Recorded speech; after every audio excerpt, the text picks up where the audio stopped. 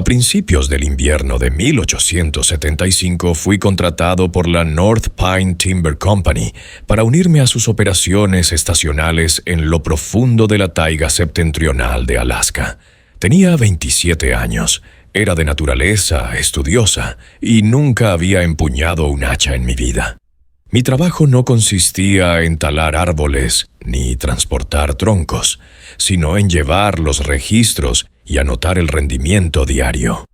Cuántas cordadas de abetos, cuántos troncos de pino cortados, cuánto queroseno se consumía por linterna y por turno. Era el administrativo del campamento, el hombre detrás de la tinta. Me llamo Elias Bond, y lo anoté todo hasta que escribir se volvió demasiado peligroso. Éramos 121 cuando cruzamos el último paso nevado hacia North Pine Basin.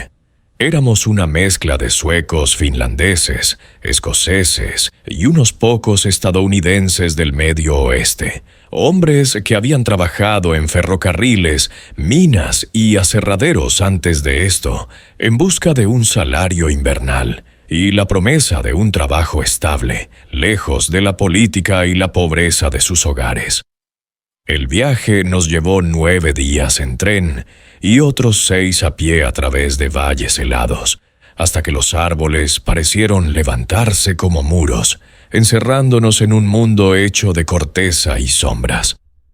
El lugar de la tala no era un pueblo, sino un claro, una cicatriz helada en el bosque, rodeada de pinos imponentes. Filas de barracones se alzaban como cajas de cerillas sobre la corteza blanca de la tierra, con humo saliendo en hilos de las chimeneas ennegrecidas. Había una cocina, un aserradero, un cobertizo para herramientas y un pequeño telégrafo que, según decían, funcionaba, aunque yo nunca lo vi en uso. Y luego estaba el profundo pozo cerca del arroyo destinado a almacenar hielo, según decían, aunque nunca vi que metieran hielo en él, solo cajas y barriles a menudo sellados. Sé que has oído historias extrañas sobre la antigua frontera, sobre la locura en el frío y las cosas que se dice que hace la gente cuando la nieve se vuelve demasiado espesa y el hambre demasiado fuerte. Pero lo que ocurrió aquel invierno no fue una lenta caída en la locura. Fue planeado, ejecutado y gestionado. Lo que ocurrió en North Pine no fue una tragedia, fue una operación. Antes de profundizar más en esta historia, me gustaría preguntarte, ¿desde dónde nos escuchas? Contádmelo en los comentarios. Si creéis que merece la pena descubrir estas historias perdidas de la historia, suscribíos y permaneced atentos. Lo que voy a compartir con vosotros nunca debió salir al mundo exterior. Nuestro capataz, Grant Harker, era un hombre de hábitos precisos y muy pocas palabras. Tenía unos 55 años, canoso y se movía con el paso de alguien que nunca había corrido en su vida. Los hombres lo respetaban, aunque pocos lo apreciaban. Llevaba más de una década en North Pine, supervisando campamentos en Columbia Británica y el territorio de Washington antes de que le asignaran esta misión en el norte. Creía en los sistemas, las rutinas, los rituales y los libros de contabilidad. Creía que la supervivencia no dependía de la fuerza, sino de la jerarquía y el control. Nunca levantaba la voz. No le hacía falta. Las primeras semanas transcurrieron sin incidentes. Los hombres trabajaban en parejas o en pequeños equipos, cortando enormes abetos y vinos, apilando la madera en trineos para su posterior transporte. Los días eran fríos, pero soportables, y en la mesa se contaban chistes, historias de sus hogares, de las chicas, de las noches de borrachera en Cenol. El cocinero, un hombre demacrado llamado Braddock, preparaba comidas sencillas, pero calientes, frijoles, carne de cerdo salada y patatas hervidas. Su cocina estaba siempre impecable y sus cuchillos siempre afilados, pero había indicios discretos y fáciles de pasar por alto, de que no todo era lo que parecía. Durante la primera semana encontraron un enorme ciervo de cola blanca colgado boca abajo en un árbol en el límite norte del campamento, destripado pero sin comer.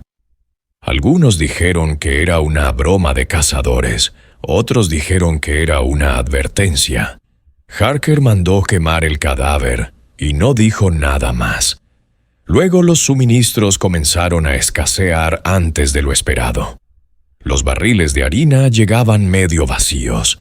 El queroseno desaparecía más rápido de lo que podían explicar los libros de contabilidad.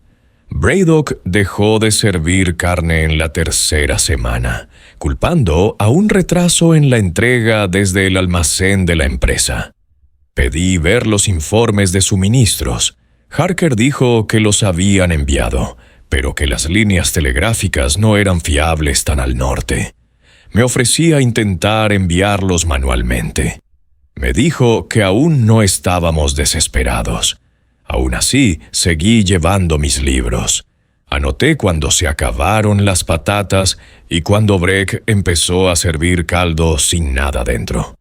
Marqué cuántos hombres empezaron a pedir segundas raciones que no existían y cuántas veces la cocina olía no a sal y grasa, sino a algo dulce y pesado, algo que no estaba bien. Recuerdo la primera nevada que no cesó. Llegó un jueves suave y lenta, y al amanecer el campamento estaba cubierto hasta la cintura. Los senderos por los que habíamos llegado desaparecieron. Los perros de trineo se negaban a correr. Estábamos aislados y fue entonces cuando el ambiente cambió. El trabajo continuaba, pero la camaradería se resquebrajó. Los hombres comenzaron a aislarse. Las comidas se volvieron silenciosas, la pila de leña se reducía demasiado rápido, y aún así Harker recorría el campamento cada noche con una linterna en la mano, deteniéndose en cada litera para preguntar cómo dormían los hombres. Dormían mal, yo también. Y entonces llegó la primera muerte. El informe oficial dijo que fue un accidente, un árbol que cayó mal calculado por el viento. Pero yo estaba allí. Vi cómo se movía el cuerpo del hombre. Vi la sangre en la nieve, y como Braddock llegó no con una camilla, sino con su delantal. Esa noche STV volvió a la mesa. Era espesa y oscura, y sabía a pimienta y hierro. Harker no dijo nada. Braddock sirvió con una sonrisa, y ningún hombre preguntó de qué animal procedía. Me excusé pronto y fui al cobertizo de suministros. Abrí mi libro de contabilidad, pasé a una página en blanco y escribí la primera entrada que nunca pensé que verían los ojos de la compañía. Algo ha comenzado. Aún no sé qué forma tiene, pero siento los contornos y se están acercando. A la mañana siguiente de que volviera el estofado, fui temprano a la cocina con la excusa de comprobar el inventario de alimentos. Braddock ya estaba allí con las mangas remangadas, afilando su cuchillo más largo. Me saludó con su habitual gesto breve y me ofreció una taza de hojalata con algo humeante. Lo rechacé. El aire no olía a desayuno, sino a metal hervido y alquitrán de pino. Le pregunté si había recibido un envío sin mi conocimiento, si tal vez la compañía había enviado carne fresca por alguna ruta alternativa. No levantó la vista de la espada. Vosotros, los oficinistas y vuestros libros de contabilidad, dijo, siempre preocupado por el papel, nunca por el hambre. Ese día conté 17 hombres ausentes en el recuento de media mañana. Harker afirmó que habían salido en misiones de exploración para comprobar el estado de los caminos al sur de la cuenca, pero no se habían dado órdenes, no se había registrado ningún equipo y no se había marcado ningún destino en el libro de registro. Cuando pedí que se anotaran sus nombres para poder localizarlos, Harker me hizo un gesto con la mano para que no lo hiciera. «Volverán», dijo. No llenes los libros con hipótesis. Empecé a preocuparme por ser el único que se había dado cuenta. Por las tardes me sentaba solo en la cabaña de los registros y empezaba a transcribir un segundo libro de contabilidad, uno que solo yo podía ver. En él anotaba todo lo que la empresa no quería que se supiera. Los guisos que volvían al menú, el comportamiento cambiante de Braddock, los hombres desaparecidos, las hojas de inventario alteradas. En algún lugar dentro de mí persistía un sentido del deber, aunque ya no servía a la empresa, servía a la verdad. No eran solo los números los que no cuadraban, era el ambiente. Alrededor de los barracones los hombres hablaban en voz baja. Se miraban entre sí con demasiada insistencia. Había un nuevo matiz en su cortesía, algo teatral y cauteloso, como si midieran cada gesto. Seguían blandiendo sus hachas y talando árboles, pero el ritmo era diferente, más brutal, más deliberado, como si el bosque se hubiera convertido en un enemigo. Las risas cesaron, las canciones desaparecieron. Ya no se contaban historias sobre sus hogares, sus esposas o sus hijos. Solo se oía el roce de las botas sobre la nieve y el ruido metálico de las herramientas contra la corteza. Una tarde, al pasar por el pozo de hielo que había detrás de la cocina, vi a Braddock bajando algo a las profundidades. Estaba envuelto en una lona y atado con una cuerda, pero el peso y el cuidado con que lo manejaba me heló la sangre. Trabajaba solo, y cuando se volvió y me vio, no se inmutó. Sonrió con calma, como si compartiéramos un secreto. Forcé un gesto de asentimiento y seguí caminando. Esa misma semana se introdujo un nuevo método de conservación de los alimentos. Braddock comenzó a repartir salchichas, tiras oscuras y densas envueltas en pergamino y atadas con cordel. Sin explicación, sin anuncio, solo una nueva ofrenda aceptada con silenciosa gratitud por hombres demasiado cansados o demasiado asustados para preguntar qué animal había sido sacrificado en un bosque que hacía tiempo que carecía de presas. Intenté rastrear el origen de la carne a través de las cajas y barriles que quedaban, pero los registros no coincidían con el contenido. Las cajas marcadas como bacalao seco estaban vacías. Un barril de col encurtida no contenía más que hielo derretido. Mi hoja de inventario había sido alterada con cuidado, de forma limpia. Alguien había revisado mis anotaciones y las había sustituido por cifras falsas. Era mi letra, pero no eran mis palabras. Al último día después de la primera nevada, un hombre llamado Ryan Hayes desapareció.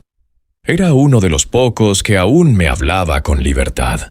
Una vez habíamos jugado a las cartas en la sala de descanso antes de que todo se quedara en silencio. Esa mañana no se presentó en su puesto. Su litera estaba vacía, sus botas habían desaparecido y Harker no hizo ningún comentario. «Algunos hombres simplemente se van», dijo. «El frío excesivo los hace huir». Yo sabía que no era así.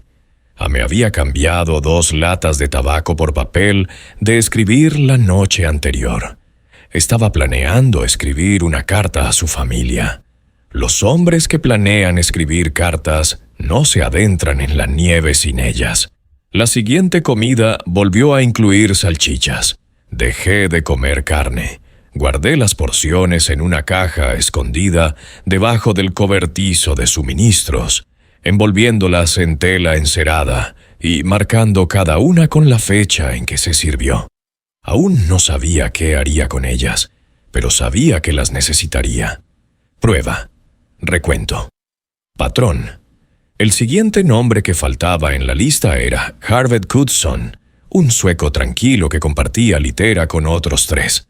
Afirmaban que se había ido a Chopwood y nunca había regresado. pero encontré el hacha que había utilizado apoyada contra la pared del aserradero, todavía limpia y seca.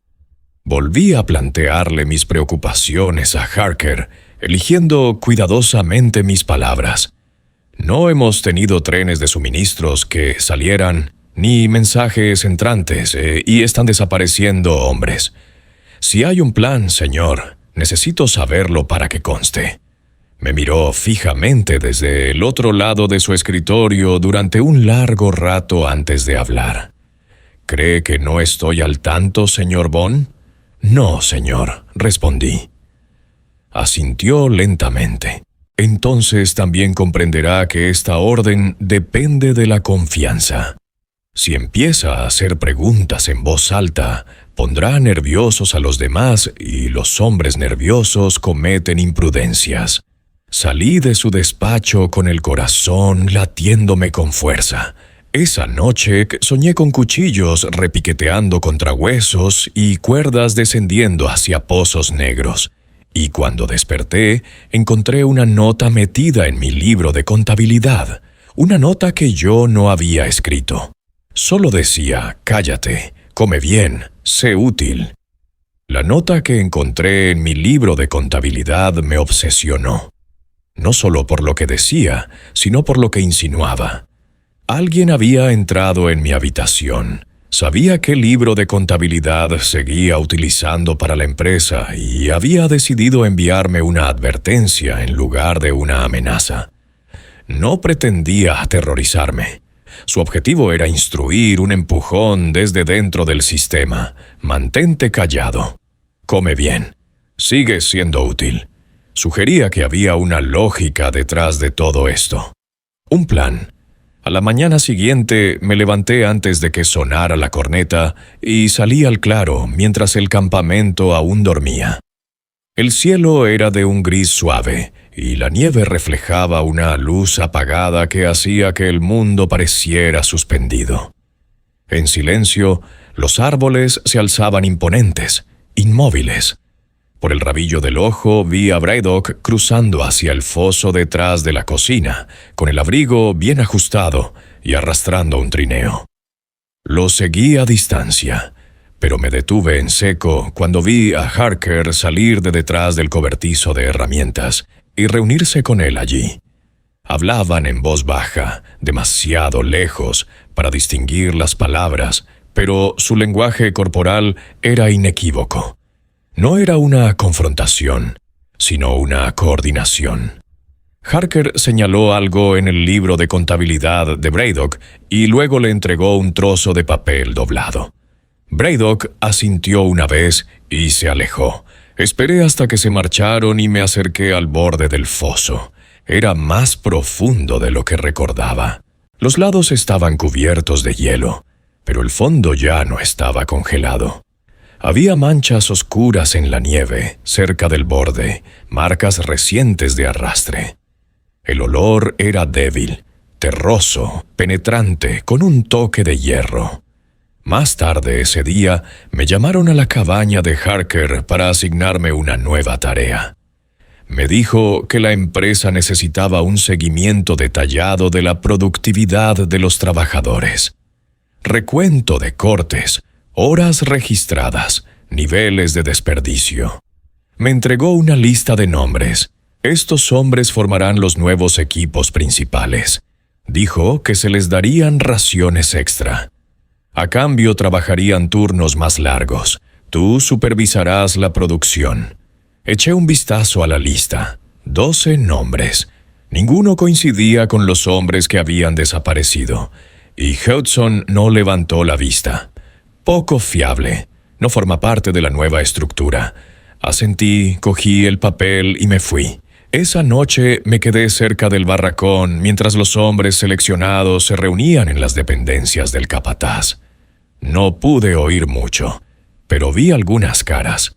Braddock, por supuesto, Harker y otros 3.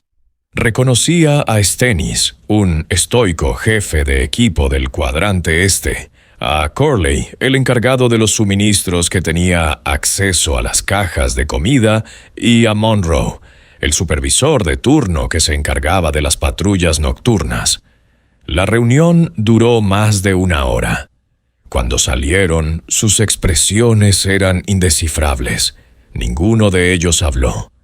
Regresaron a sus literas como si nada hubiera pasado. Pero algo había cambiado. Había una nueva confianza en su andar, una tranquila certeza. Al día siguiente, un hombre llamado Laurent Jorvik sufrió un accidente. Estaba trabajando solo cerca del arroyo cuando un tronco de pino suspendido en un trineo inclinado se soltó y le aplastó las piernas. Cuando llegó la ayuda, había perdido demasiada sangre. Braddock fue uno de los primeros en llegar al lugar, no con una camilla, sino de nuevo con su delantal y un rollo de lona con herramientas. Georg fue declarado muerto en el acto. Su cuerpo no fue trasladado a la tienda médica. Nadie lo cuestionó. Esa noche fui al cobertizo de suministros y abrí mi caja escondida. Las salchichas que había guardado se habían echado a perder. El frío no era suficiente para conservarlas sin sal. Las tiré a un montón de nieve detrás de la cabaña y me quedé allí de pie, viendo cómo el vaho de mi aliento se desvanecía en la oscuridad. Cuando me volví para entrar, encontré una figura esperando en las sombras. «Cor, no deberías guardar cosas usadas», dijo. «Es desperdiciar comida y levanta sospechas». No dije nada. Se acercó lo suficiente como para oler el tabaco y la grasa de su abrigo. «He visto tus libros de contabilidad, los otros. Deberías dejar de escribir en ellos. Las palabras viajan incluso en silencio». Pensé en mentir, en negarlo, pero algo en su tono me dijo que ya sabía todo lo que necesitaba saber. En lugar de eso, le pregunté, «¿Qué es esto, Curly? ¿Qué estamos haciendo?» Esbozó una leve sonrisa casi comprensiva. «Estamos sobreviviendo. Eso es todo». Luego se alejó en la oscuridad. Después de eso, dejé de comer cualquier cosa que no hubiera preparado yo mismo. Galletas secas, té negro, nieve derretida hervida 3 veces adelgacé. Me temblaban las manos por las mañanas, pero mi mente seguía lúcida y seguía escribiendo. A la 3ª semana, la estructura del campamento había cambiado. Ahora había 2 clases de hombres, los que comían de las provisiones del capataz y los que comían de la olla de Braddock. Los primeros se hacían más fuertes, los segundos más débiles. Las tareas se redistribuyeron en consecuencia, pero nadie se quejó, nadie se marchó. La nieve nos había aislado, sí, pero también lo había hecho algo más profundo. La sensación de que nadie vendría, de que estábamos solos y de que por encima de todo el silencio era recompensado. Una noche encontré una pequeña ficha de madera escondida bajo la almohada de mi litera. En su superficie había tallado un símbolo, una hoja de sierra envuelta en llamas. No sabía qué significaba, entonces no, pero lo descubriría más tarde. Guardé la ficha. No sabía qué más hacer. Por la noche la daba vueltas entre los dedos, trazando la hoja de sierra y las llamas con el pulgar, preguntándome a qué círculo me habían invitado o de qué me habían advertido. La escondí debajo del suelo junto a mi libro de cuentas y decidí no hablar de ella con nadie. Al día siguiente, el horario de trabajo volvió a cambiar. Un hombre llamado Weasley Couch fue apartado de su equipo habitual y asignado a una tarea en solitario en la línea de árboles del sur, una zona conocida por su peligrosidad, donde los ventisqueros ocultaban desniveles repentinos y los troncos solían desplazarse incluso cuando estaban bien sujetos. Wexley era joven, de hombros anchos y risueño. Caía bien a todo el mundo, pero nadie cuestionó el cambio de asignación. Yo sí me acerqué a Monroe, que últimamente supervisaba las asignaciones con una eficiencia que rayaba en la indiferencia. Le pregunté por qué enviaban a Wexley solo, sin compañero y sin cuerda de seguridad. Monroe se encogió de hombros. «Es fuerte, puede hacerlo. Los hombres fuertes no trabajan solos en Southwoods», le dije. Me miró impasible e indescifrable. Ahora sí, Wexley no regresó. Esa noche no se envió ningún equipo de búsqueda. Braddock, sin embargo, parecía especialmente ocupado al día siguiente, levantándose antes del amanecer y avivando el fuego con una intensidad que no le había visto antes. Esa noche volvieron a servir estofado, esta vez con carne que sabía ahumada, sazonada, casi dulce. Los cuencos eran más grandes, los hombres masticaban más despacio, nadie hablaba. Me senté al borde del comedor, sorbiendo el caldo que no había tocado, observando cómo los hombres limpiaban sus cuencos y lamían sus cucharas. Había una satisfacción en sus rostros que me perturbaba más que el silencio.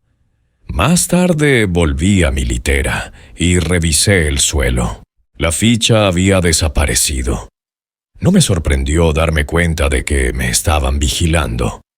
Lo que me heló fue la idea de que alguien había entrado en mi camarote, había encontrado mi escondite y había cogido el símbolo sin mover ni un solo papel o página. No me estaban castigando, me estaban poniendo a prueba. A la tarde siguiente fui testigo de algo que confirmó lo que hasta entonces solo había sospechado. Cerca del límite del campamento, detrás del cobertizo, vi a Corley y Monroe hablando en voz baja con un tercer hombre al que no reconocí, al menos no de inmediato. Su abrigo me resultaba desconocido y llevaba el sombrero calado. Pero cuando se giró, vi sus ojos. Braddock estaban junto a lo que parecía un libro de contabilidad. Retrocedí hacia las sombras antes de que me vieran con la respiración entrecortada. No sabía cómo lo habían conseguido. Lo había guardado bajo llave, escondido, pero allí estaba abierto sobre la caja, con las páginas sondeando ligeramente al viento. Esa noche encontré un libro de contabilidad nuevo y en blanco en mi litera, sin nota, sin firma, solo un mensaje claro como la luz del fuego. Reescríbelo o atente las consecuencias. Y sin embargo, al día siguiente ocurrió algo inesperado. Stennis, uno de los pocos elegidos por el capataz, se derrumbó en mitad del turno. No tenía ninguna lesión ni herida visible. Simplemente cayó de rodillas junto a un árbol talado y no se levantó. Los hombres que estaban cerca. Nadie se apresuró a ayudarlo. Harker llegó en cuestión de minutos, evaluó la situación y dio una orden en voz baja. Braddock y Curly levantaron al hombre entre los dos y lo llevaron hacia la cocina. Yo lo seguí a distancia, manteniéndome al margen entre la maleza y los montículos de nieve. Los vi desaparecer detrás de la cocina en el foso de hielo. No volvieron a salir. Horas más tarde, el olor a carne asada se extendió por el campamento. Los trabajadores se reunieron temprano esa noche. Algunos trajeron cuencos por adelantado. Otros se quedaron fuera de la cocina esperando como si estuvieran haciendo cola para comprar entradas para un espectáculo. Y cuando se abrieron las puertas, entraron sin decir una palabra. Yo no pude entrar. En su lugar fui al extremo sur del campamento, donde había sido asignado Weasley Coates. Seguí las huellas hasta que terminaron abruptamente cerca de un barranco. Allí, medio enterrado en la nieve, había un guante de cuero al que le faltaba un dedo. Recordé que Wexley llevaba guantes con las costuras hacia afuera. Lo recogí y encontré sangre seca, ennegrecida y congelada en la tela. No quedaban huellas, solo marcas de arrastre rápidamente cubiertas por la nieve. Regresé al campamento, al amparo de la oscuridad, y dejé el guante en el porche de Harker. No había ninguna nota, ninguna acusación, solo una señal de que alguien aún recordaba. A la mañana siguiente me reasignaron, pero no al papeleo, sino al trabajo con la madera. Un cambio de aires, dijo Harker, para que veas lo que es el trabajo de verdad. Me dio un hacha con la cabeza astillada y me envió a la línea oeste. Solo corté durante horas con los dedos entumecidos y el aliento entrecortado. Pensé en escabullirme entre los árboles, pero no había ningún sitio a donde ir. La nieve ocultaba cualquier punto de referencia. El cielo era blanco, sin horizonte, y sabía que vendrían a por mí, no para traerme de vuelta, sino para asegurarse de que no volviera. Así que seguí cortando, y cuando cayó la noche, regresé al campamento con vida. Esa noche nadie me miró a los ojos. Había 3 libros de contabilidad principales en el campamento. Uno para los suministros, otro para la mano de obra y otro para los turnos de trabajo. Todos se guardaban en un cofre cerrado con llave en la cabaña del almacén, al que técnicamente todavía tenía acceso a pesar de mi reasignación.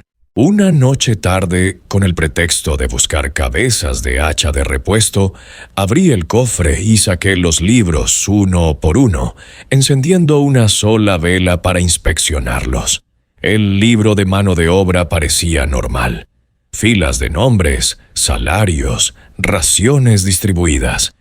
El libro de suministros era más complicado. Habían quitado páginas enteras cortadas limpiamente, sin rasgar. Lo que quedaba era vago y estaba lleno de eufemismos, provisiones especiales, recortes de reserva, recursos orgánicos. Ninguno de estos términos aparecía en ninguno de los códigos oficiales de North Pine que me habían enseñado a reconocer. Pero era el libro de turnos el que contenía la verdad. En el interior de la contraportada había una hoja doblada, manchada y arrugada, escrita a mano con un estilo diferente al del resto. No estaba etiquetada, no seguía el calendario. Era solo una lista. Nombres, fechas, notas, como condición adecuada, aislado, alteración mínima. Muchos de los nombres habían sido tachados. Cada nombre tachado correspondía a un nombre que había desaparecido. Me temblaban las manos cuando llegué al final de la lista. El nombre más reciente, pero aún sin tachar, era Anton Hilkesy, un hombre tranquilo de la frontera bohemia. Fuerte, de voz suave, siempre entre los primeros en levantarse. La fecha junto a su nombre era mañana. Me quedé despierto toda la noche pensando en mis opciones.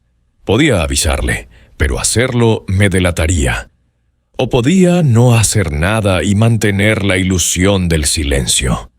Pero la idea de que las botas de Hilka desaparecieran de junto a su litera, que su nombre se borrara de las listas, que su carne se cocinara en la siguiente olla de estofado, me resultaba imposible de ignorar.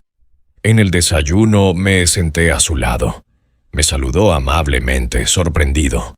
No habíamos hablado mucho antes. Le pregunté cómo había dormido. Me dijo que las noches eran ahora más ruidosas, que había oído cosas. Un suave ruido de hachas cerca de la cocina cuando no debía haber nadie trabajando.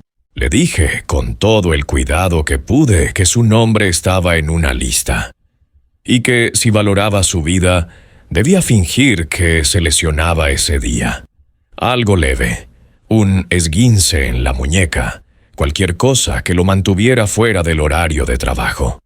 Me miró fijamente durante un largo rato sin moverse.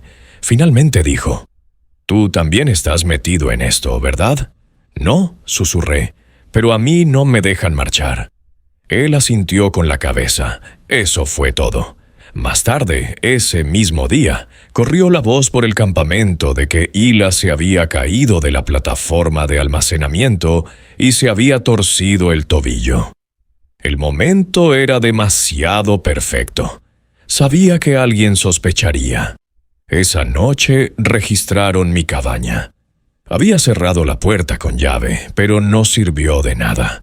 Cuando volví, las mantas estaban revueltas. Habían levantado las tablas del suelo y la caja de hojalata del doble fondo estaba abierta y vacía. Mi libro de cuentas, el que tenía escondido, había desaparecido. Esta vez no había ninguna nota, pero durante la cena me sirvieron el plato en último lugar. Y cuando me senté, me di cuenta de que todos los hombres de la mesa me miraban en silencio, con disimulo, durante el tiempo suficiente. No comí. En lugar de eso, me excusé y me dirigí hacia el límite del campamento, fingiendo que iba a fumar. En mi abrigo había escondido un trozo de la lista original, la que tenía el nombre de Yilka. Era la única prueba que me quedaba. La enterré bajo la nieve y marqué el lugar con una muesca en la raíz de un pino. No sé por qué lo hice. Quizás creía que alguien volvería algún día, la desenterraría y descubriría la verdad. O quizás ya estaba empezando a creer que no sobreviviría en ese lugar. Esa noche, un hombre llamado Fisher desapareció. No estaba en la lista que yo había visto, lo que significaba que en algún lugar había otra lista, una más reciente. Yo no era el único que llevaba registros. La desaparición de Fisher conmocionó el campamento, pero no por las razones que cabría esperar. Nadie lo buscó, nadie preguntó. Había un silencio colectivo en torno a su ausencia, que parecía más una ceremonia que un descuido. Era como si su nombre siempre hubiera sido temporal, destinado a desaparecer, pero lo que más me inquietaba era la falta de ritual. No se reasignó el trabajo, no se redistribuyeron sus herramientas. Su litera quedó intacta, la manta doblada, las botas alineadas con cuidado debajo, un marcador, una advertencia. A la noche siguiente, durante un control de suministros, me pidieron que hiciera inventario de una sección de la tienda de almacenamiento en la que nunca había entrado. El propio Harker me acompañó alegando que la cerradura se había atascado y que se necesitaba un acceso especial. Dentro había cajas marcadas con iniciales y fechas borrosas, ninguna de las cuales correspondía a ningún manifiesto de envío oficial que yo hubiera visto nunca. Entre las cajas había un pequeño cofre con una cubierta de cuero rojo y un broche de hierro. Harker lo abrió sin dudarlo. Dentro había un libro de contabilidad en cuaderno, con fuerza, más grueso que el mío, y etiquetado a mano con un escudo. Reconocí la misma hoja de sierra y la llama de la ficha de madera. Las páginas estaban llenas de anotaciones escritas con una letra pequeña y clínica. Cada página contenía un nombre, una fecha y unas medidas. Peso corporal, densidad muscular, notas sobre la salud y el temperamento. Había secciones tituladas Rendimiento Potencial y Notas de Preparación. Debajo el método de procesamiento, hervido, ahumado, deshidratado. Al final de cada página, un pequeño recuadro con una valoración de la calidad general. Sentí que se me revolvió el estómago. Harker no dijo nada. Se quedó a mi lado con las manos a la espalda, observando cómo pasaba cada página con creciente horror. 53 entradas, cada una cuidadosamente catalogada, cada una terminada con una firma que no reconocí. En Braddock, susurré, esto no es un registro, es un libro de recetas. No, respondió Harker con voz tranquila. Es un protocolo de supervivencia. Cerré el libro lentamente. Hay otro, dije. Alguien más está llevando la cuenta. No lo negó, solo dijo, la precisión mejora con la colaboración. Luego se dio la vuelta y me dejó solo en la tienda. No cogí el libro de contabilidad, no me atreví, pero memoricé la última entrada. Anton Hilka, 3 de enero.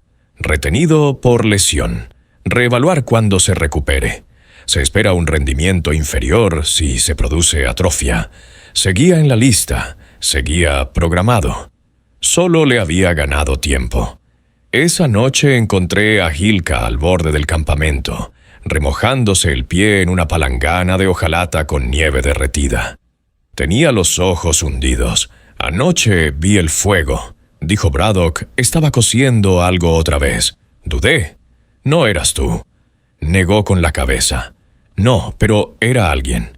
Oí un grito antes de que se hiciera el silencio. No le conté nada del libro de cuentas, ni de la caja de clasificación, ni de la idea de que lo habían medido como si fuera ganado. En lugar de eso, me senté a su lado y compartí con él un trozo de mi última galleta.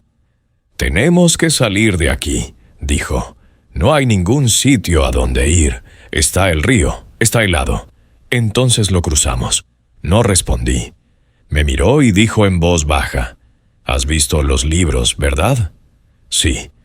«Entonces sabes que nunca se detendrán, no hasta que se les acaben los nombres». Y en ese momento me di cuenta de que tenía razón. No se trataba de un plan de contingencia, no era desesperación, era un sistema, una jerarquía construida sobre el silencio y el consumo, y nosotros seguíamos dentro de él. El plan no era complicado. Esa era su fuerza. Hilka y yo nos iríamos antes del amanecer, llevando solo lo que pudiéramos cargar: pedernal, un hacha, una cuerda, galletas secas y mis páginas escondidas. Seguiríamos la línea de los árboles hasta llegar al río helado. Luego lo cruzaríamos e intentaríamos llegar al ramal ferroviario más cercano, marcado en un viejo mapa que había encontrado enterrado en el cajón inferior de la cabaña del almacén. Estaba a más de 30 millas al sur. En verano, una caminata de 3 días. En invierno, con nieve hasta la cintura, tal vez 6, si teníamos suerte. Sabíamos que no nos seguirían inmediatamente. El círculo interno se basaba en el miedo para mantener a la gente quieta, no en vallas ni cadenas. Mientras creyeran que les vigilaban, los demás no huirían. Pero ocurrió algo que no habíamos previsto. La noche antes de partir, uno de ellos apareció muerto. Cory, su cuerpo fue encontrado en el claro detrás de la cocina, boca abajo con los brazos extendidos y el cráneo destrozado, como por un golpe contundente por detrás. Le faltaban las botas y los guantes, y no había señales de lucha ni huellas, solo el cuerpo medio enterrado en la nieve fresca, como si alguien hubiera querido que lo encontraran. Braddock identificó el cadáver. Harker ordenó que lo quemaran y esa noche no se sirvió estofado. El silencio que se apoderó del campamento era diferente al de antes. No era el silencio de la culpa o la complicidad, era algo más parecido al miedo, palpable y agudo. Si Cory podía ser capturado, cualquiera podía hacerlo. Esa noche encontré a Hilka detrás del barracón dando vueltas. «Ahora se están devorando entre ellos», dijo. «El círculo se está alimentando de sí mismo». No dije: «Alguien más ha hecho esto». Me miró alguien que no pertenece al círculo. A la mañana siguiente, Braddock suspendió por completo las tareas. Se ordenó a los hombres que permanecieran en sus barracones. Se encendieron las hogueras temprano. El olor a cedro hervido invadió el campamento, enmascarando cualquier olor menos apetecible. Aproveché el tiempo para registrar la litera de Cory. Le habían quitado el colchón. El suelo estaba barrido, pero encajado detrás de una tabla suelta cerca de la esquina, encontré algo que no se habían llevado. Era un trozo de pergamino doblado 3 veces con la tinta descolorida, pero legible. Era una lista, esta vez no de nombres, sino de palabras, frases codificadas. 5T, alta densidad de médula. 1R, bajo rendimiento, enfermedad reciente. 3H, mejor ahumado. Las heladas deterioran el hígado. Y luego, cerca del final, demasiados observadores. Eliminar, variable. Lo leí 2 veces antes de entenderlo. No era un registro de alimentos, era una investigación. Cory o alguien había estado perfeccionando el proceso, documentando no solo estrategias de supervivencia, sino también la biología del consumo. ¿Qué tomar? ¿Qué descartar? ¿Cómo optimizar? Pero más escalofriante que las notas en sí, era la última línea que se deslizaba rápidamente por el margen. Braddock mantiene las proporciones. Harker mantiene el silencio. Pero alguien más está eligiendo. Dejé el pergamino donde lo encontré. Esa noche no pude encontrar a Gilka. Su litera estaba vacía. Su mochila había desaparecido, sus botas no estaban. Nadie dijo haberlo visto salir. Nadie había oído nada, simplemente había desaparecido. Revisé los límites del campamento, la orilla del río, incluso el lugar donde había enterrado el trozo de la lista original que seguía intacto.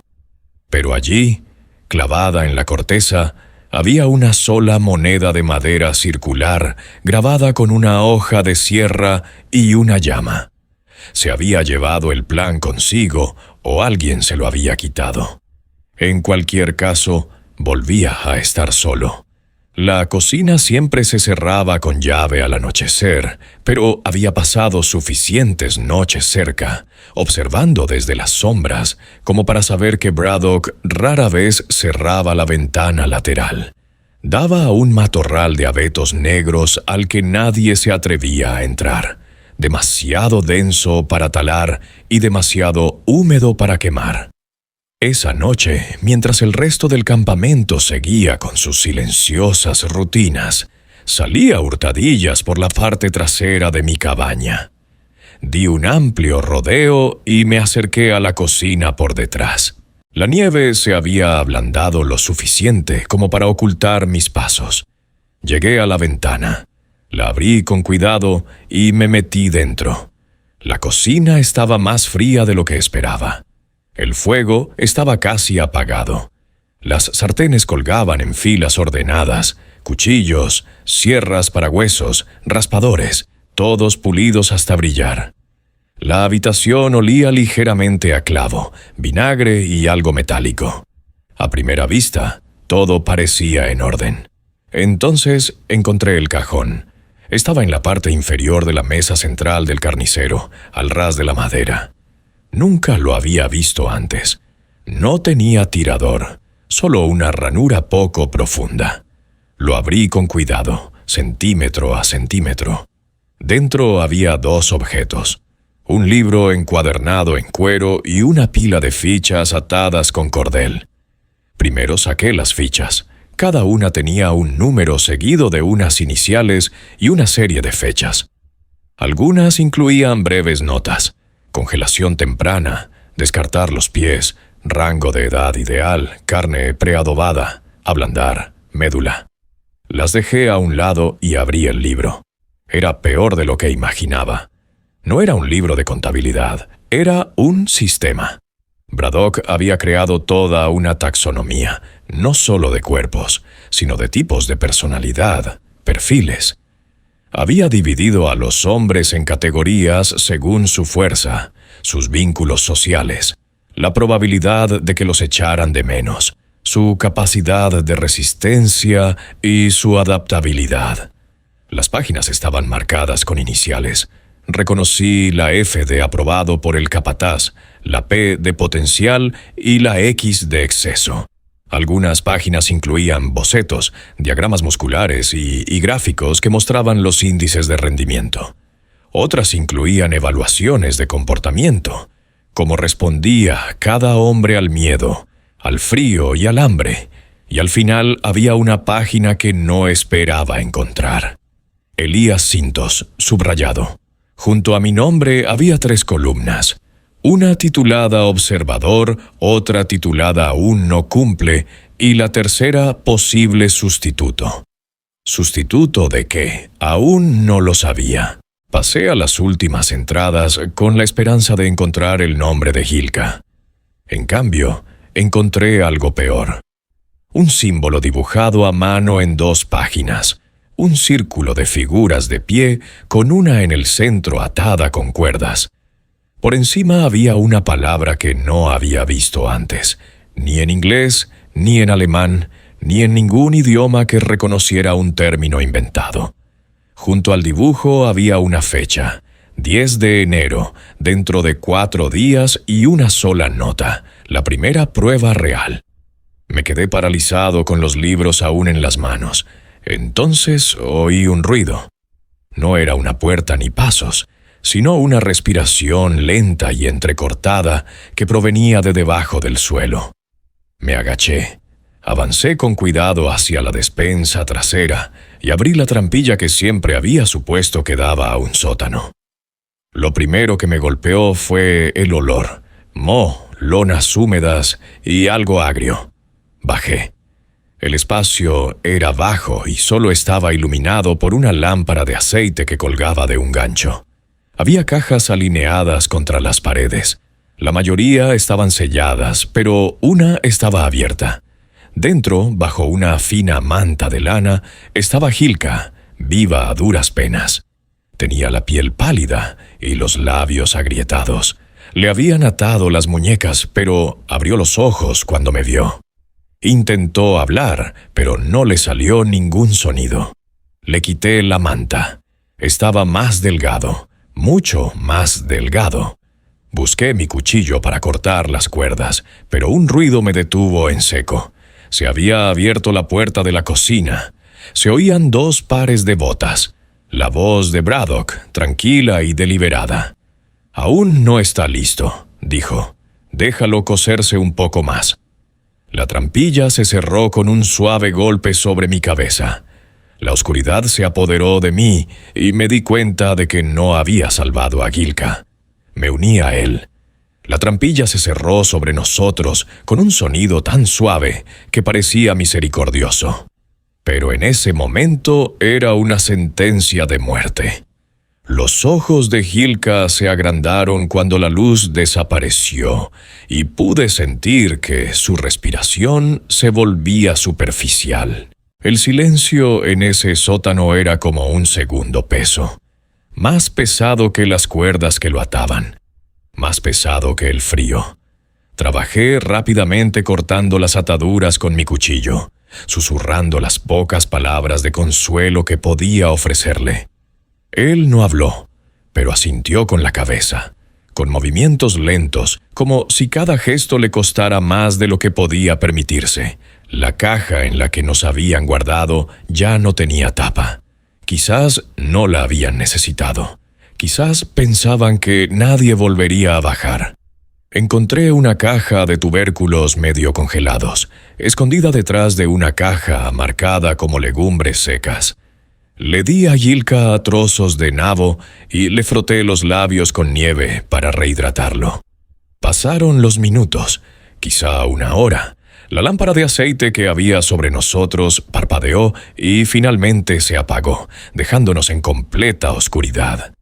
Pero la oscuridad tiene una ventaja, amplifica los sonidos. Así fue como lo oí. El clic de un pestillo, un error. Breck, en su obsesión por el orden, había olvidado una cosa. Su delantal colgaba de las escaleras con el llavero. Cuando bajé, lo había rozado sin querer. Volví sobre mis pasos y lo encontré allí colgando como una promesa. 6 llaves, una para la bodega, otra para el almacén, otra que reconocí como la puerta del patio norte, donde estaban los trineos. Las demás no las conocía. Subí las escaleras lo más silenciosamente que pude y empujé la trampilla. Pesaba, pero no estaba cerrada con llave, solo enganchada. Braddock debía de suponer que estábamos demasiado débiles o asustados para intentarlo. Se equivocaba. Me deslicé primero y luego ayudé a Jayla a subir. Le temblaban las piernas. Le eché un brazo por los hombros y nos dirigimos tambaleándonos hacia la despensa trasera.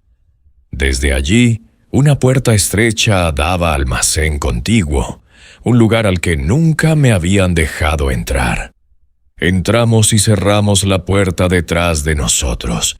Lo que encontramos no era un almacén, era un lugar de conservación. Las paredes estaban cubiertas de estantes, no con comida, sino con ropa. Docenas de camisas, abrigos, guantes, botas, algunos manchados, otros limpios y doblados. Cada prenda tenía una pequeña etiqueta de pergamino o con la fecha, las iniciales, la altura y el peso.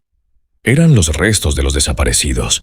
Fisher, Knudson, Wexley, Coates, incluso las botas de Corley estaban allí.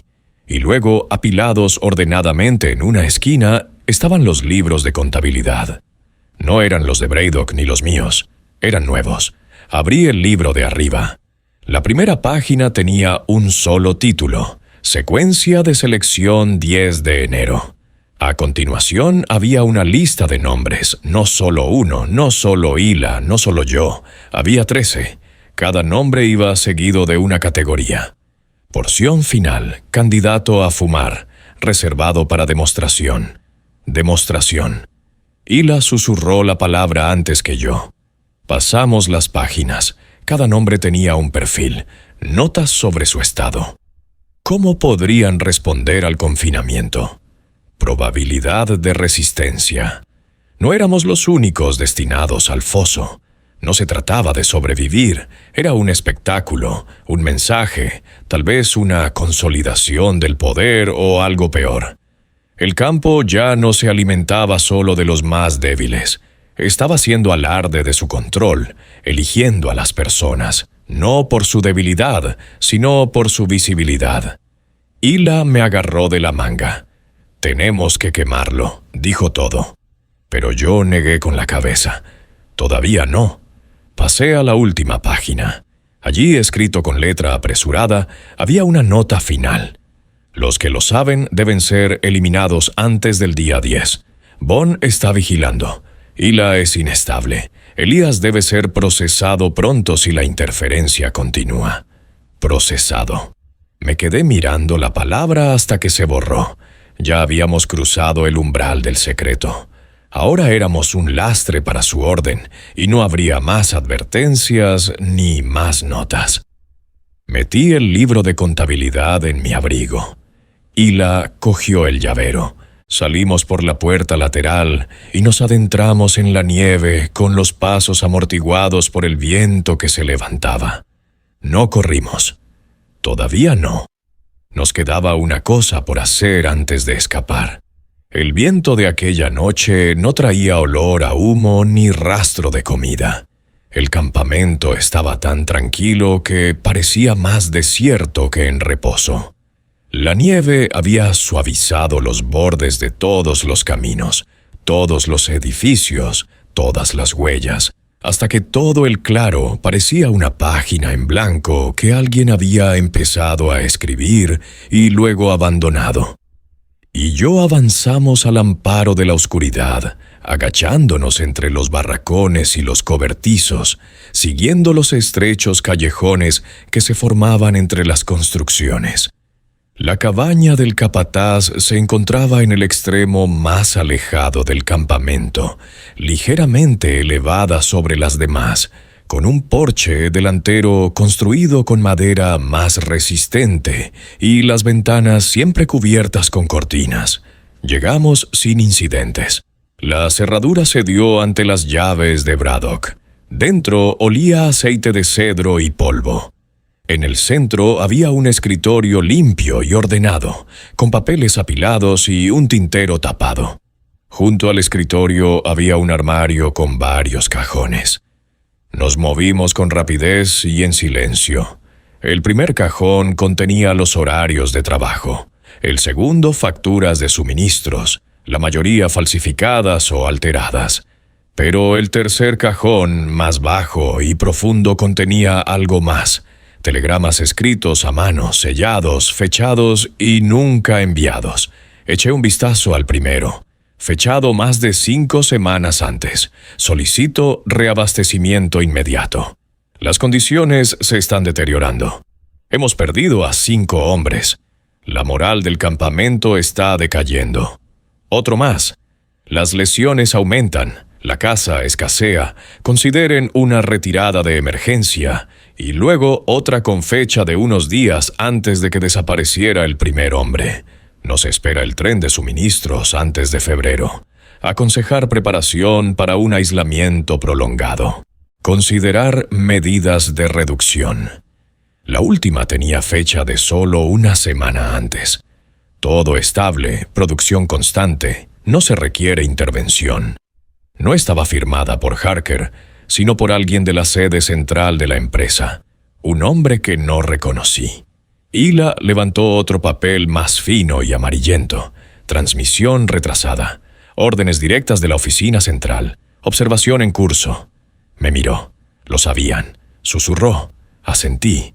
Todavía lo saben. No se trataba solo de un fallo de comunicación, era una ocultación deliberada. Nos habían mantenido aquí, vigilados, estudiados. Las muertes no solo se ignoraban, eran útiles, calculadas, esperadas. Abrimos el cajón inferior del armario y encontramos una caja de madera. Dentro había más libros de contabilidad, pero más antiguos, etiquetados no por año, sino por fase. Fase 1, estimaciones iniciales de rendimiento. Fase 2, protocolos de integración. Fase 3, ensayos de eficiencia de las raciones. Cada uno incluía tablas, gráficos lineales y desgloses detallados de cuánto tiempo podía mantenerse una población sin fuentes de alimento externas, dependiendo de la disponibilidad de biomasa interna. No se mencionaba la palabra canibalismo ni una sola vez, pero no era necesario. Miré a esto, ya no se trata de sobrevivir, dije. No, respondió él. Se trata de demostrarlo. Cogimos los documentos más comprometedores y los metimos en nuestros abrigos. Envolví el libro de contabilidad más antiguo en un trozo de tela y lo até con fuerza. Teníamos lo que necesitábamos. Entonces, desde fuera lo oímos. Una campana. Una vez, luego dos. La campana del campamento estaba colocada en el centro del claro, justo encima de la bomba de agua. Solo se tocaba durante las tareas o cuando alguien desaparecía, pero era bien pasada la medianoche y la miró a través de la cortina. Se le quedó la cara pálida. «Están todos fuera», susurró. Salimos al porche manteniéndonos en las sombras. Tenía razón. Todo el campamento. Docenas de hombres estaban en silencio, rodeando el poste de la campana. Nadie hablaba, nadie se miraba. El aire estaba quieto. Entonces Harker entró en el círculo. No habló todavía, no. Levantó un trozo de papel y lo sostuvo en alto. Desde esa distancia no podía leer las palabras, pero reconocí la forma. Era el libro de contabilidad del cajón de Braddock, el que contenía la lista de selección. Giró lentamente, mostrándolo a todos. Luego miró hacia la cocina y señaló, y la multitud comenzó a moverse, no hacia nosotros, sino hacia el foso. Las figuras se movían en silencio, las botas crujiendo débilmente contra la corteza de nieve, el aliento enroscándose como humo alrededor de las cabezas inclinadas. No se oían voces ni se veían linternas, solo el ocasional destello del acero bajo la luz de la luna, cabezas de hachas, jillas de cinturones, el filo metálico del cuchillo de Braddock que se balanceaba a su lado como un péndulo. Hilka y yo lo seguíamos a distancia, moviéndonos entre los árboles, justo detrás de los barracones exteriores. Nos mantuvimos agachados. No hablábamos, pero cada paso que nos acercaba al foso hacía que mi pecho se sintiera más pesado, como si el frío se hubiera espesado. Cuando llegamos al borde del claro, nos agachamos detrás de una pila de leña y observamos. La multitud había formado un círculo alrededor del foso, tal y como se describía en el dibujo que había visto en el libro de Braddock. 13 cuerpos formando un círculo, uno en el centro. Pero ahora no había nadie en el centro, solo Braddock. Estaba de pie con los brazos a la espalda y el mismo libro escondido bajo un codo. Harker estaba frente a él con los brazos cruzados, flanqueado por Monroe y Stennis. Braddock abrió el libro y carraspeó. «Ha habido un cambio», dijo. Los hombres no reaccionaron. Pasó a una página cercana al centro y leyó un nombre en voz alta. No era el mío, no era el de Hilka, era alguien que no esperábamos. Stennis me volví hacia Hilka. Frunció el ceño. Stennis dio un paso adelante con la boca apretada y las manos cerradas. Luego se detuvo. «Este no era el acuerdo», dijo. Brooke permaneció impasible. «Te has vuelto inconsistente. Yo construí este círculo». La voz de Brooke era firme. «Y ahora lo rompes». Monroe dio un paso hacia un lado, como preparándose para interceptarlo, pero no llegó a hacerlo.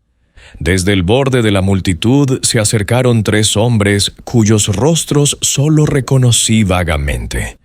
No eran del círculo íntimo ni favoritos, solo trabajadores, gente corriente. Flanquearon a Stennis. Uno levantó una cuerda, el otro sostenía un gancho para carne. Stennis se volvió hacia Harker traicionado. Pero Harker se limitó a decir, «Es por eficiencia». La multitud se acercó. Lo que siguió no fue un ritual, ni siquiera fue una ejecución.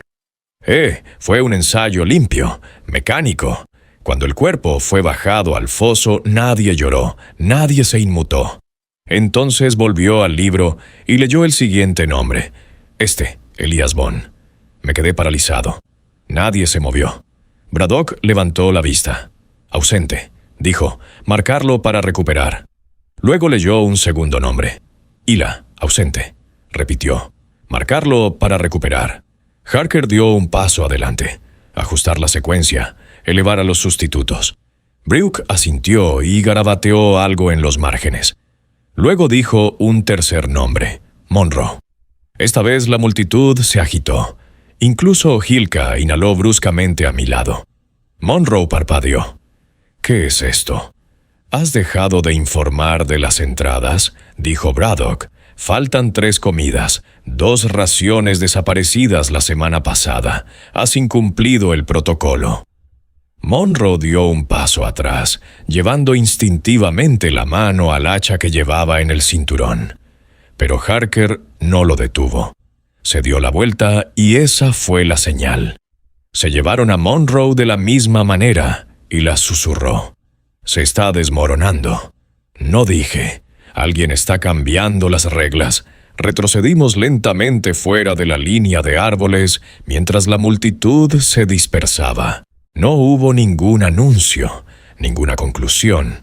Solo el suave sonido de las palas contra la tierra helada y la voz firme de Braddock pasando lista de nuevo. No se trataba de moralidad, se trataba de control.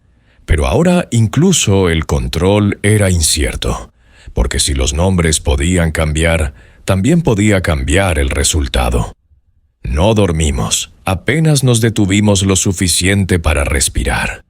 Antes de que el sol asomara por la cresta y yo empaquetamos las páginas que habíamos robado, el libro de contabilidad de Braddock, las copias de los telegramas, la lista modificada, y nos dirigimos hacia el este, hacia el río helado. La nieve era más profunda que en semanas, y avanzábamos más lentamente con cada kilómetro. Al mediodía llegamos a una cresta que dominaba la cuenca, y allí abajo estaba el río Blanco, vasto, serpenteando como una cicatriz a través del bosque. Podíamos ver la lejana línea de árboles al otro lado, intacta. Hila se arrodilló junto a una roca cubierta de nieve y susurró: «Si cruzamos, viviremos». Pero algo en mí dudaba. Había demasiado silencio. Nadie nos había seguido, ni bocinas ni alarmas, solo ausencia. Bajamos la pendiente en silencio. Llegamos a la orilla del río y pisamos el hielo. Era sólido, con algunas grietas, pero firme bajo nuestras botas. Quedaba un cuarto de milla, quizá menos, hasta la otra orilla. Y entonces oímos la voz venía del bosque detrás de nosotros. «Os marcháis sin despediros». Nos volvimos. Al principio no lo reconocí, envuelto en pieles, con el rostro pálido por el frío y el pelo enmarañado por la nieve, pero inconfundible. Es Tenis. Se suponía que estaba muerto. Hilka retrocedió un paso tambaleándose. «¿Te metiste en el foso?» «Sí», dijo Stennis, y salí. No podía hablar. Solo podía mirar al hombre que 3 noches antes había sido juzgado, atado y enterrado. Dio un paso adelante, arrastrando algo detrás de él. Un trineo cubierto con una lona. «No eres el primero en intentar cruzar el río», dijo, «pero quizás seas el primero en conseguirlo. Te ofrezco esa oportunidad». Hilka alzó la voz. «¿Por qué nos ayudas?» «Porque es hora de que alguien salga», dijo Estis, «pero no con todo». Metió la mano en el trineo y sacó algo envuelto en un paño impregnado de aceite. Lo arrojó a nuestros pies. «El libro de contabilidad de Braddock, el auténtico. Dejadlo», dijo. «Dejad los nombres, las calificaciones, el orden». Hilka negó con la cabeza. «Ese libro lo prueba todo». Stennis lo miró con calma. «Ese libro sigue alimentando el sistema. Si lo llevas, lo enterrarán, lo desacreditarán. Desaparecerás». Miré el paquete. Las páginas estaban calientes por haber estado presionadas contra el trineo. Dentro había registros de más de 60 hombres, cálculos, notas sobre el sabor. «Pero si no lo llevamos», empecé a decir. «Llevadlo vosotros», dijo. «Vuestras palabras, vuestros recuerdos, eso es lo único que no pueden reescribir». No confiaba en él, pero tampoco tenía tiempo para cuestionar sus motivos. Hilka me miró. «¿Y si es una trampa?» Volví a mirar hacia el río. «¿Y si no lo es? Es Tenis», se acercó. «Déjalo aquí, vete, no mires atrás». Hilka se agachó con los dedos temblorosos y recogió el paño de aceite. Luego lo volvió a colocar en el trineo. Estis sonrió levemente. «Buena elección». Cuando nos dimos la vuelta para marcharnos, añadió, «Y si logran salir, nunca mencionen mi nombre». Cruzamos el río justo cuando el viento se levantó, borrando nuestras huellas. Nadie pero yo sabía que algo nos había seguido. De todos modos, llegamos al puesto avanzado 2 días después.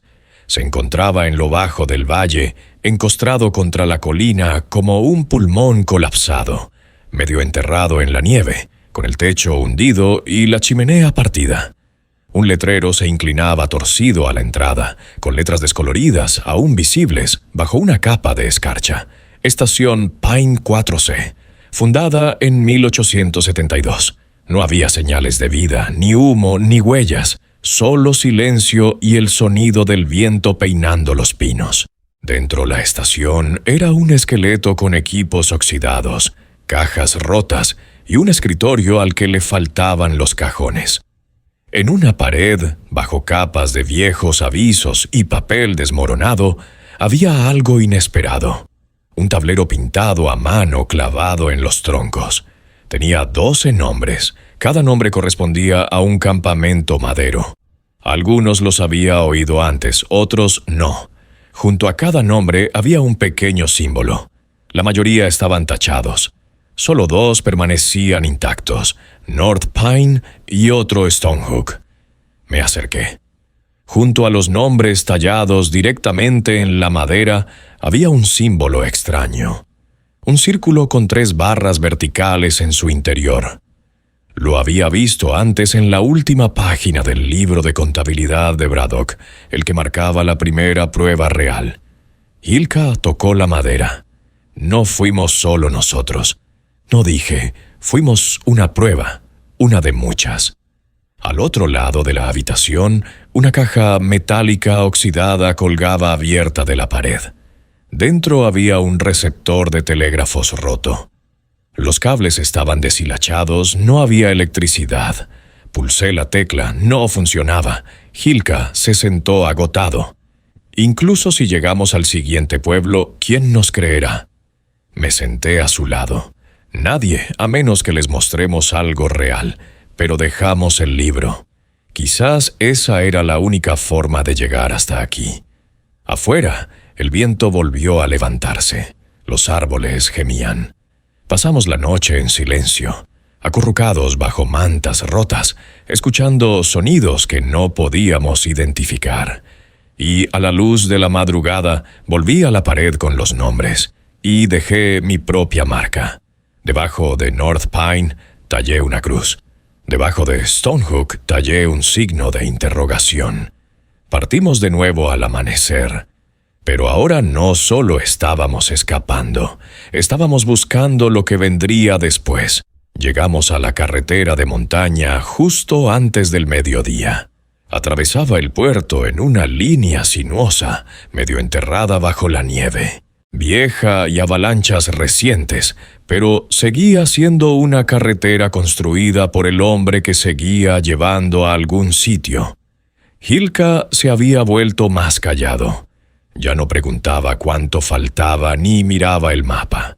Simplemente caminaba un paso tras otro, como si el mero hecho de avanzar fuera sinónimo de supervivencia. Entonces los vimos, 2 hombres de pie junto a un trineo tirado por mulas en la curva del camino. No eran de North Pine, eso estaba claro. Sus abrigos eran de color azul oscuro, no de lona marrón como los que nos habían dado a nosotros. Llevaban las botas lustradas, llevaban guantes, y ambos portaban armas en fundas, pero visibles. Reduje la marcha. Hilka también, uno de ellos levantó la mano. «¿Sois de la cuenca?», gritó. No respondimos, dio unos pasos hacia adelante. «Norpini, verdad, aún así no dijimos nada». El otro hombre sacó algo del trineo, una hoja de papel doblada, gruesa y oficial. La desenrolló y la levantó. Desde donde estábamos no podía leerla, pero no hacía falta. Reconocí el formato, un manifiesto de autorización, una herramienta de limpieza. El primer hombre volvió a hablar. «No estáis en la lista. Eso es un problema. De un paso adelante. ¿Quién os envía?» Sonrió levemente. «Los mismos que os enviaron a vosotros. Nadie nos ha enviado», dijo Hilka. «Exacto». El hombre dobló el papel y se lo guardó en el abrigo. «La empresa quiere que el expediente quede limpio. Eso significa nada de historias, nada de cartas, nada de variables». Me miró. «Te llamas Elías, ¿verdad?» Hilka buscó el hacha que llevaba en el cinturón. Levanté una mano para detenerlo. «No vas a dispararnos», dije. «¿Por qué no?» «Porque si tuvieras intención de matarnos, lo habrías hecho antes de que viéramos tus caras». No respondió. Me acerqué. «Estás aquí para ofrecernos algo», dije, «o para ponernos a prueba, o ambas cosas». El segundo hombre metió la mano en la mochila y sacó un sobre cerrado. No tenía ninguna marca, solo un peso y un sello. Me lo entregó. «Id a la estación de White Cross», dijo. «Entregádselo al capataz. Él os dará nuevos papeles, nuevos nombres, nuevo trabajo». Hilka entrecerró los ojos. «Y si no lo hacemos, entonces os darán por muertos congelados y alguien escribirá un párrafo muy emotivo sobre lo valientes que fuisteis». Abrí el sobre. Dentro había 2 hojas de identificación ya rellenadas y una pequeña ficha negra, una hoja de sierra y una llama, igual que antes. «Ya escapamos una vez», dije. El hombre asintió. «Y podéis volver a hacerlo si dejáis de preguntar por qué». Nos dejaron allí plantados. Cuando dieron la vuelta con el trineo y desaparecieron entre los árboles, miré a Hilka. Él miró la ficha. «Podemos desaparecer», dijo. «Sí», respondí. Pero entonces esto nunca habría sucedido y ambos sabíamos que no habíamos terminado. El pueblo de White Cross era más pequeño de lo que imaginábamos, no más que un conjunto de edificios, con estructura de madera apiñados al pie de la colina. Cuando llegamos, la nieve había disminuido, pero el frío aún lo cubría todo, incluidos nosotros. Parecíamos supervivientes con los rostros demacrados y los abrigos rotos. Hilka cojeaba. Mi mano derecha se había entumecido por el frío. Nadie nos hizo preguntas cuando entramos en la tienda.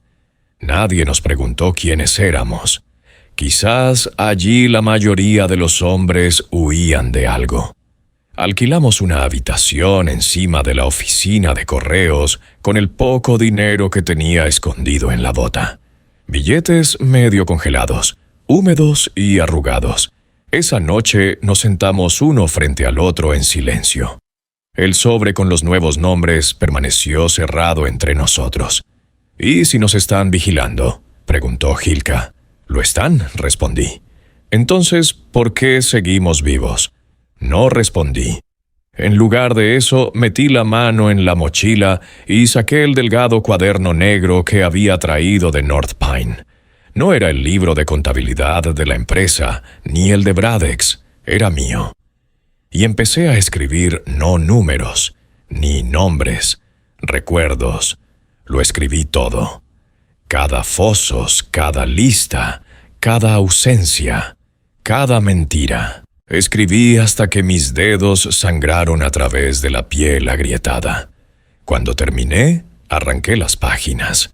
Las envolví en un paño y las guardé en una caja de hojalata seca destinada al tabaco. Luego caminé hasta las afueras del pueblo, donde se alzaba un único poste de telégrafos torcido al final de la carretera. Subí al terraplén, enterré la caja bajo un árbol marcado con un solo clavo y volví al pueblo sin mirar atrás. A la mañana siguiente tomamos el tren hacia el sur, subimos con nuevos nombres. Nos sentamos junto a personas que nunca sabrían quiénes habíamos sido ni lo que habíamos sobrevivido. No hablamos.